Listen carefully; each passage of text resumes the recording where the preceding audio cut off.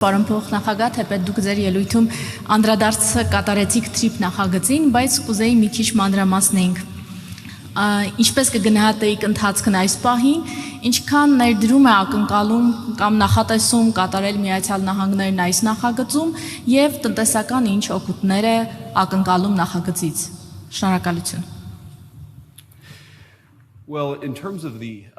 Ինչ վերաբերում է ներդրումների քանակին, մենք շատ գործընկերների հետ խոսացինք եւ այս տարածաշրջանում եւ աշխարհում սա բավականին բարգավաճ միջավայր է։ Մենք այսօր շատ խոսեցինք, թե ոնց կարող ենք արագացնել գործերի ընթացքը, պարոն վարչապետը նույնպես շահագրգռված է, որ հնարավորին չափ արագ շարժվենք, քանի որ տնտեսական բարգավաճումը լավ է եւ խաղաղության համար եւ բարգավաճման։ Իհարկե, Միացյալ Նահանգները կառուցողական եւ դրական դեր են խաղալու, բայց իմ կարծիքով փողը չի խնդիրը, շատ հետաքրքրվածություն կա, շահագրգռվածություն կա աշխարհով մեկ, մարդիկ համոզված են, որ կարող են Հայաստանում ներդրելով բավականին շահույթ ստանալ։ Այստեղ հիմնական հարցը թե ինչպես ենք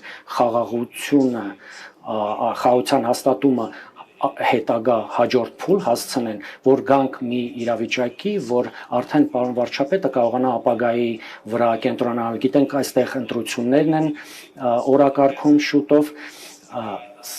սա մի անձնավորություն է, որ ի վիճակի է երկարատև համագործակցություն կառուցել։ Բնական է մի օրում, մի գիշերվա ընթացքում սա չի լինելու, բայց կարող ենք օգոստոսի 8-ից մինչև օրս շատ